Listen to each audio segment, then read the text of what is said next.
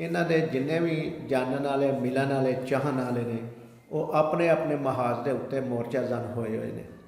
वो मोर्चाजन इस तरह का होए ने कि असी आम लोग जिहड़े हाँ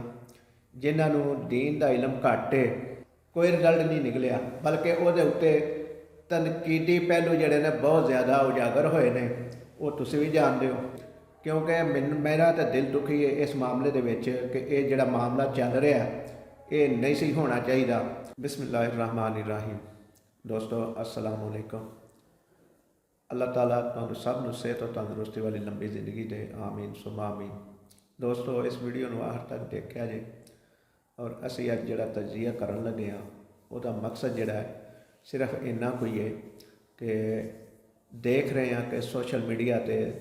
26 तारीख तो लैके हुण तक तकरीबन 4 दिन हो गए ने बड़ा शोर बरपा है, लेकिन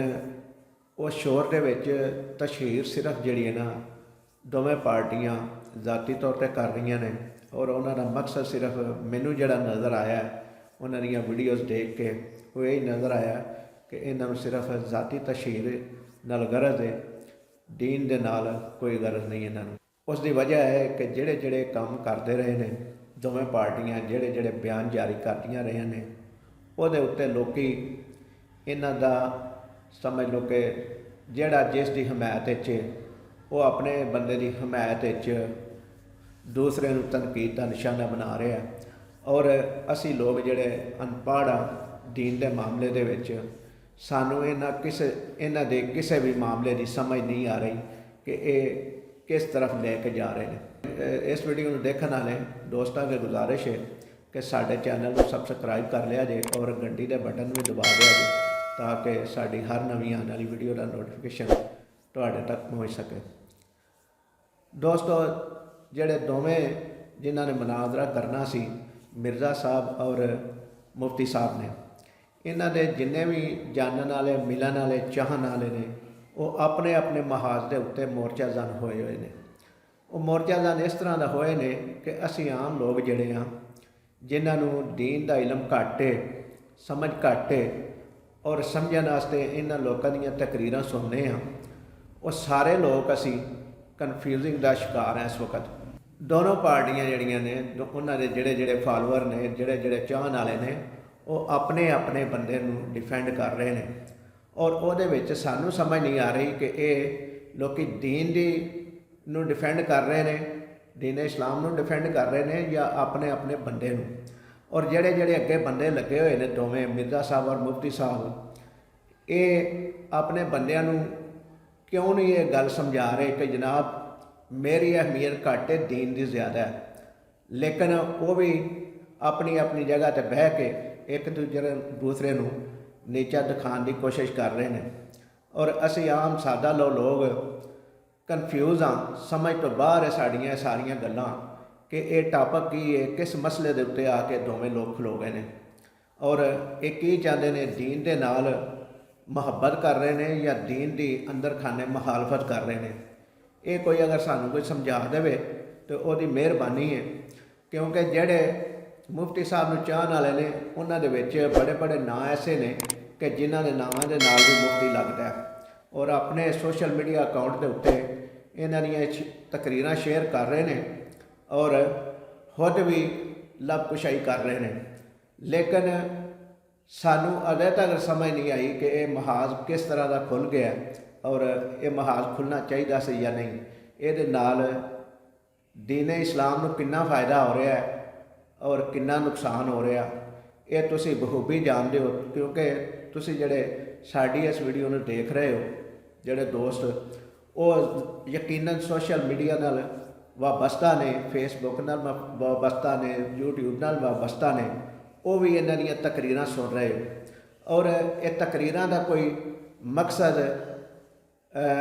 तुहाडे सामने कोई नज़र आ रहा है या किस का फायदा हो रहा है। ज़ाती तौर पर हो सकता किसी की ज़ात का फायदा हो रहा हो, लेकिन मैनू नहीं लगता कि ये दीन नूं फायदा हो रहा हो, क्योंकि दीन की सही रहनुमाई मेरे ख्याल कोई भी नहीं कर रहा और वो वजह की है कि वह हर वक्त इस तरह दीयां शुरलियां मिर्ज़ा साहब भी छड्डदे ने और उसका जवाब भी जिहड़ा मुफ्ती साहब देंदे ने ਅੱਜ ਤੱਕ ਸਾਨੂੰ ਨਜ਼ਰ ਨਹੀਂ ਆਇਆ। ਲੇਕਿਨ ਅਚਾਨਕ ਇਹ 26 ਤਰੀਕ ਨੂੰ ਜਿਹੜਾ ਇਹ ਸਾਰਾ ਵਾਕਿਆ ਰੂਨਮਾ ਹੋਇਆ ਔਰ ਇੱਕ ਐਂਕਰ ਪਰਸਨ ਰੋਜ਼ਾਨਾ ਆਪਣੀ ਇੱਕ ਵੀਡੀਓ ਦੇ ਵਿੱਚ ਬਿਆਨ ਜਾਰੀ ਕਰਦੇ ਰਹੇ, ਇੰਨੇ ਦਿਨ ਬਾਕੀ ਰਹਿ ਗਏ ਨੇ, ਇੰਨੇ ਦਿਨ ਬਾਕੀ ਰਹਿ ਗਏ ਨੇ, ਸਾਡਾ ਮੁਨਾਜ਼ਰਾ ਹੋ ਰਿਹਾ। ਲੇਕਿਨ ਉਹਦੇ 'ਚ 26 ਤਰੀਕ ਨੂੰ ਜਿਹੜਾ ਜੋ ਕੁਝ ਹੋਇਆ ਜੇਹਲਮ ਸ਼ਹਿਰ ਦੇ ਵਿੱਚ ਸਾਰੀ ਦੁਨੀਆ ਨੇ ਵੇਖਿਆ, ਉਹਦਾ ਰਿਜ਼ਲਟ ਕੀ ਨਿਕਲਿਆ? ਕੋਈ ਰਿਜ਼ਲਟ ਨਹੀਂ ਨਿਕਲਿਆ, ਬਲਕਿ ਉਹਦੇ ਉੱਤੇ ਤਨਕੀਦੀ ਪਹਿਲੂ ਜਿਹੜੇ ਨੇ ਬਹੁਤ ਜ਼ਿਆਦਾ ਉਜਾਗਰ ਹੋਏ ਨੇ। ਉਹ ਤੁਸੀਂ ਵੀ ਜਾਣਦੇ ਹੋ। ਦੋਸਤੋ, ਮੈਨੂੰ ਜਿੰਨੀ ਕੁ ਸਮਝ ਆਈ ਇਸ ਗੱਲ ਦੀ ਉਹ ਮੈਂ ਤੁਹਾਡੇ ਨਾਲ ਸ਼ੇਅਰ ਕੀਤੀ ਹੈ ਕਿ ਇਹਦੇ ਨਾਲ ਜ਼ਾਤੀ ਤੌਰ 'ਤੇ ਦੋਵਾਂ ਬੰਦਿਆਂ ਨੂੰ ਤਾਂ ਫਾਇਦਾ ਹੋ ਰਿਹਾ ਹੈ ਦੁਨੀਆਦਾਰੀ ਦੇ ਹਿਸਾਬ ਨਾਲ, ਲੇਕਿਨ ਦੀਨ ਦਾ ਕੋਈ ਫਾਇਦਾ ਨਹੀਂ ਹੋ ਰਿਹਾ। ਆਪਣੇ ਮੁਲਕ ਤੋਂ ਬਾਹਰ ਲੋਕ ਜਿਹੜੇ ਨੇ ਉਹ ਲੋਕੀ ਤਮਾਸ਼ਾ ਉਡਾ ਰਹੇ ਨੇ ਸਾਡੇ ਲੋਕਾਂ ਦਾ ਕਿ ਅਸੀਂ ਕਿਹੋ ਜਿਹੇ ਲੋਕ ਹਾਂ, ਸਾਡੇ ਕੋਲ ਕਿਹੋ ਜਿਹੀ ਇਲਮੀ ਕਾਬਲੀਅਤ ਹੈ, ਅਸੀਂ ਕਿੰਨਾ ਕੁ ਇਲਮ ਰੱਖਦੇ ਹਾਂ ਦੀਨ ਦੇ ਬਾਰੇ 'ਚ, ਜਾਂ ਸਾਨੂੰ ਆਪਣੇ ਦੀਨ ਦੇ ਨਾਲ ਕਿੰਨਾ ਕੁ ਪਿਆਰ ਹੈ। ਤੇ ਦੋਸਤੋ, ਕਮੈਂਟ ਕਰਕੇ ਅੱਜ ਦੀ ਵੀਡੀਓ ਦੇ ਬਾਰੇ 'ਚ ਤੁਸੀਂ ਜ਼ਰਾ ਰਾਏ ਦੇ ਦਿਆ ਜੇ, ਕਿਉਂਕਿ ਮੇਰਾ ਤਾਂ ਦਿਲ ਦੁਖੀ ਹੈ ਇਸ ਮਾਮਲੇ ਦੇ ਵਿੱਚ ਕਿ ਇਹ ਜਿਹੜਾ ਮਾਮਲਾ ਚੱਲ ਰਿਹਾ ਇਹ ਨਹੀਂ ਸੀ ਹੋਣਾ ਚਾਹੀਦਾ ਔਰ ਇਲਮੀ ਤਰੀਕੇ ਦੇ ਨਾਲ ਗੁਫ਼ਤਗੂ ਬੈਠ ਕੇ ਕੀਤੀ ਜਾਂਦੀ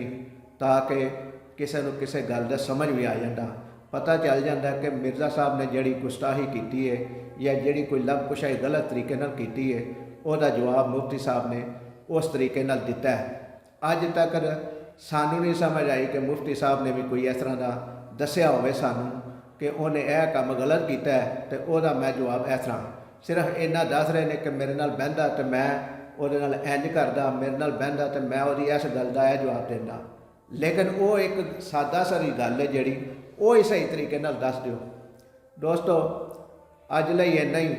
ਅਗਲੀ ਵੀਡੀਓ ਤੱਕ ਲਈ ਇਜਾਜ਼ਤ ਦਿਓ। ਅੱਲਾਹ ਤਾਲਾ ਸਾਨੂੰ ਤੇ ਤੁਹਾਨੂੰ ਦੀਨ ਇਸਲਾਮ ਨੂੰ ਸਮਝਣ ਦੀ ਤੌਫੀਕ ਦੇਵੇ। ਇਸ ਵੀਡੀਓ ਨੂੰ ਲਾਈਕ ਕਰਿਆ ਜੇ, ਸ਼ੇਅਰ ਕਰਿਆ ਜੇ ਔਰ ਚੈਨਲ ਨੂੰ ਸਬਸਕ੍ਰਾਈਬ ਕਰਿਆ ਜੇ ਔਰ ਤੁਹਾਡੇ ਅੱਗੇ ਇਹ ਵੀ ਗੁਜ਼ਾਰਿਸ਼ ਹੈ ਕਿ ਇੱਕ ਕਮੈਂਟ ਲਾਜ਼ਮੀ ਕਰਿਆ ਜੇ। ਅੱਲਾਹ ਤਾਲਾ ਸਾਡਾ ਤੇ ਤੁਹਾਡਾ ਹਾਮੀ ਨਾਸਰ ਹੋਵੇ। ਅੱਲਾਹ ਨਿਗਹਿਬਾਨ।